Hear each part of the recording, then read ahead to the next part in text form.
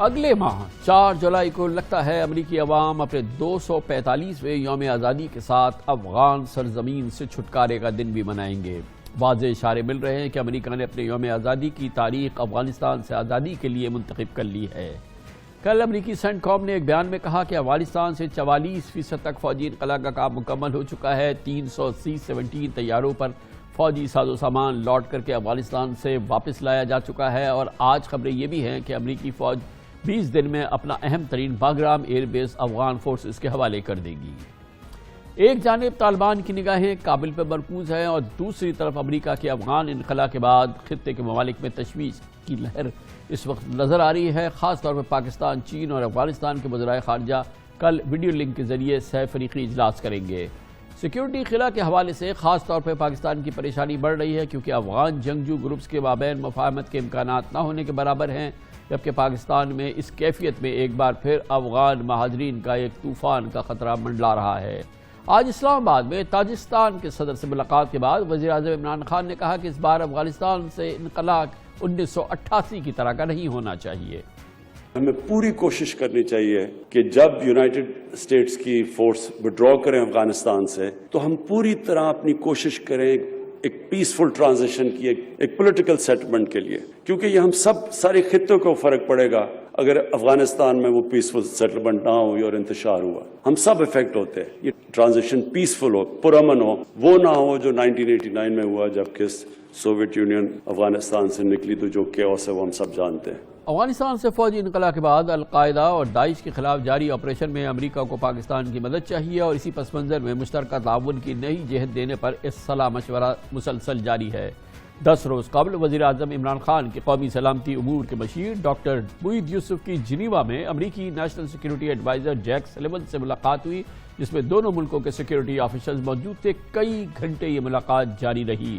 Biden انتظامیہ کے اقتدار سنبھالنے کے بعد دونوں ملکوں کے قومی سلامتی مشیر کا یہ پہلا براہ راست رابطہ اور صلاح مشورہ تھا، جس کے بعد مشترکہ اعلامیے میں پاکستان اور امریکہ نے عملی تعاون کو آگے بڑھانے پر اتفاق کیا۔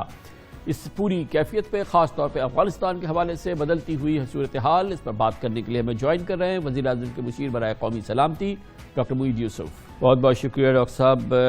یہ فرمائیے گا کہ اب تقریباً واضح ہو رہا ہے کہ امریکی حکومت یہ چاہتی ہے کہ انخلا افغانستان سے اور تیز ہو جائے۔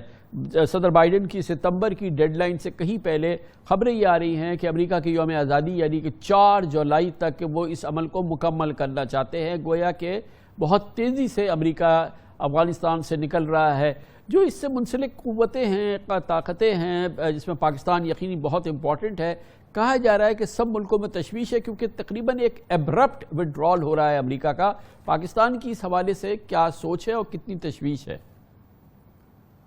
شکریہ کامران صاحب۔ دیکھیے، پہلی بات تو یہ ہے کہ ہم ہمیشہ سے کہتے رہے ہیں کہ جو وہاں پہ امریکی پریزنس ہے اس کو جانا تو ہے، لیکن ہم ہمیشہ رسپانسبل وڈرال کی بات کرتے رہے، یعنی ایسے نہ انخلا ہو کہ وہاں پیچھے کوئی اور امید نہ رہے امن کی اور خانہ جنگی کی طرف بات چلی جائے۔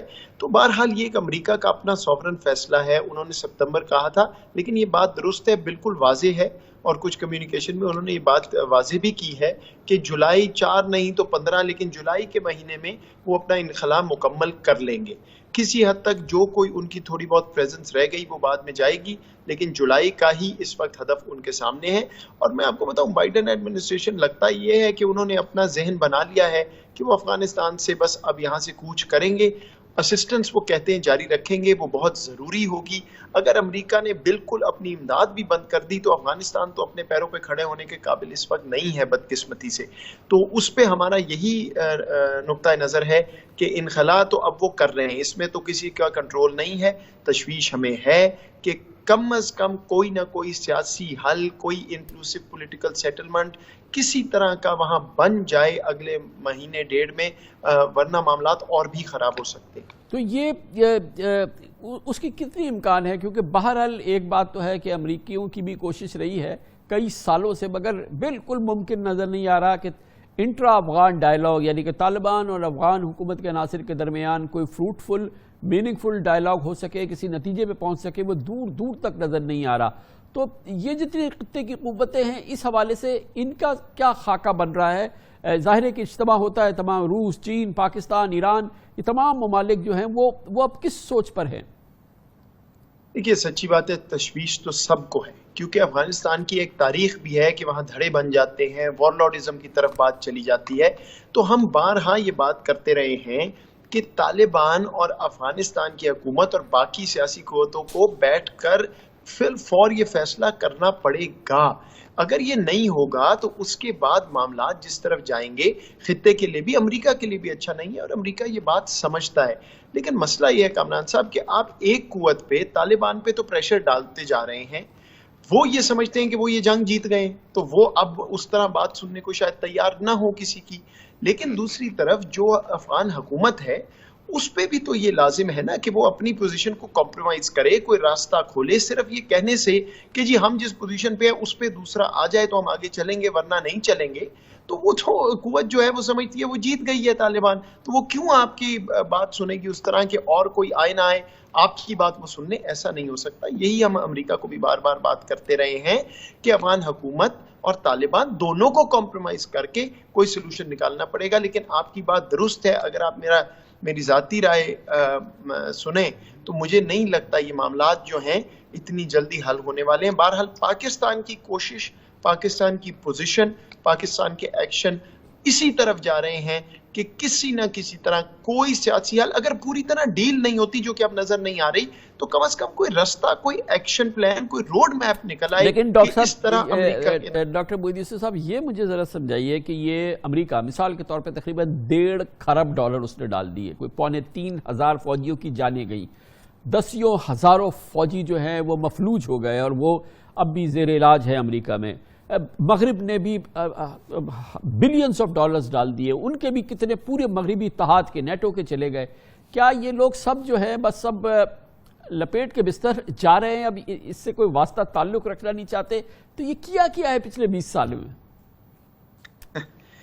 دیکھیے اب اس کو افسوس اور طالبان کو، اسی طالبان کو جس کی حکومت پر یہ سب کچھ ہوا تھا، اس کو اقتدار کے دروازے پہ چھوڑ کے واپس جا رہے ہیں. دیکھیے نا، حقیقت دیکھیے کامران صاحب، بات یہ ہے کہ جو وہ کرنے آئے تھے وہ بات نہیں بنی. صاف سی بات ہے، ان کا تو خیال تھا کہ طالبان کو، آپ کو یاد ہوگا 2001-2 کے بعد تو وکٹری ڈکلیئر کر دی تھی. اور یہ ہوتا ہے جب آپ کو کلچرل کانٹیکس کی سمجھ نہ ہو، سماج کی سمجھ نہ ہو، وہاں پہ کس طرح کے معاملات چلتے ہیں، اور آپ یہ سمجھیں 10,000 میل دور سے کیونکہ میرے پاس طاقت ہے، فوجی طاقت ہے، تو معاملات حل ہو جائیں گے. واحد ملک ہے پاکستان جو پہلے دن سے یہ کہہ رہا تھا کہ فوجی حل نہیں ملے گا. اس خطے کی تاریخ دیکھ لیں، افغانستان کی تاریخ دیکھ لیں، گریو یارڈ آف ایمپائرز کی بات. تو بہرحال وہ تو اب ایک غلطی جو ہوئی سو ہوئی، پھر اس غلطی کو درست کرتے کرتے اور غلطیاں انہوں نے کی، ملبہ پاکستان پہ ڈالنے کی کوشش کی. اب معاملات یہاں پہنچ گئے ہیں کہ ان کو بھی نظر آ رہا ہے کہ یہ بات نہیں بننے والی ہے. اس لیے فوجی انخلا تو ہے.